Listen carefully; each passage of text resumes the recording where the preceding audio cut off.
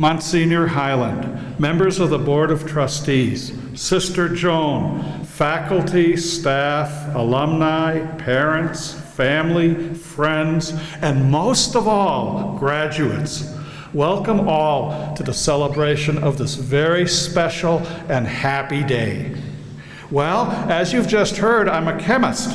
Now, chemists are a very fun-loving species. In fact, at a cocktail party, the person most apt to be under the table, if it's not a theologian, it's going to be a chemist. And chemists also love to tell jokes about themselves. So, for example, what do you do with a sick chemist? Well, that's right. If you can't cure him and you can't heal him, you might as well bury him. If water is H2O, what is H2O for? Well, bathing and drinking, right? What did the chemist say when he discovered a second form of the element helium? Hee-hee! You know, everybody in life has fantasies. One of my fantasies has always been to speak to a large and prestigious group like this and say those words. And today I did it. Hee-hee!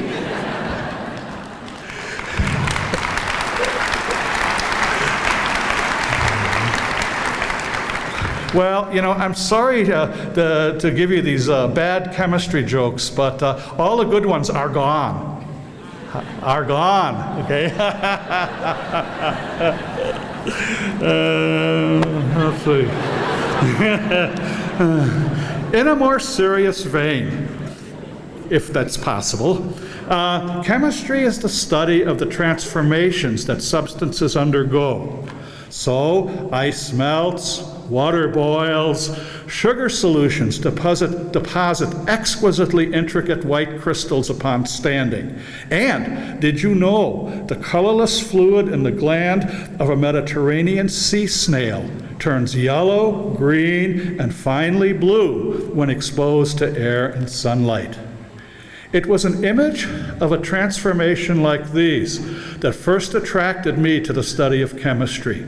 I was in grade school and I happened to read a science book which suggested an activity involving the heating of the element iodine in a test tube and observing the result. Being naturally curious, I asked my science teacher if we could try it, and we did. A beautiful, rich, deep purple vapor filled the test tube. I will never forget my amazement and the way it captured my imagination. One of my favorite poets, Khalil Gibran, said it well. Beauty is a heart inflamed and a soul enchanted. Beauty is a heart inflamed and a soul enchanted. My lifelong adventure as a chemist had begun. Chemical transformations remind us of how ubiquitous change is throughout nature, throughout society, and within ourselves. A common saying among the ancient Greeks was that we never step into the same river twice. I often tell my students that change is the only true universal constant. Nowhere has change in people been more wonderfully apparent than in the transformation from the freshmen you once were, to the graduates you are today. The discipline of chemistry provides many rich images through which this transformation from freshman to graduate can be viewed and appreciated. As examples, I have chosen three: bonding, catalysis, and persistence. Bonding, catalysis, and persistence. Bonding. Like atoms of elements strongly uniting to make molecules of compounds, you have bonded with your fellow students in lasting friendships, with initially intimidating professors who challenged your complacency and opened your minds to new ideas. And in many cases, with a new area of study, never before imagined, that became your college major and will hopefully become your career and life's passion. Catalysts. agents of change that cause chemical transformations to occur that otherwise might not, have also affected most of you. Perhaps it was a book that you read. Perhaps it was a work of art you appreciated, a lecture you attended, a study abroad experience, a social action project, which had the same profound influence on your worldview and aspiration as did the purple gaseous iodine on mine. Yes, in ways that you may not fully understand till later in your lives, St. Ambrose University has caused changes in you that may not have occurred otherwise. Persistence. Persistence is a trait I know you've successfully developed because you've made it here today, right? And as soon as I shut up and sit down, you will receive your degrees. Through your hard work and dedication, you've shown that persistence overcomes resistance. Persistence overcomes resistance. And that, as Robert Frost said, the best way out is always through. The best way out is always through. Now you might ask, what does persistence, though, have to do with chemistry?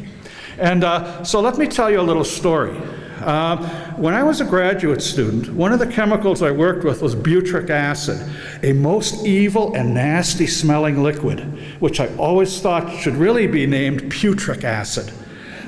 I had some in a beaker with a watch glass over it, but so many molecules were getting out anyway that people from other labs were coming in to complain. So I put it into a bottle with a screw cap on top, but still, it was getting out and I was losing friends. In desperation, I sealed the bottle with wax, but my colleagues could still notice it. Those molecules were not going to give up. They were bound and determined to get out, no matter what. To me, the persistence of these molecules seeking to free themselves offers an important life's lesson. Never give up. Never give up. Never, never, never, never, never, never give up.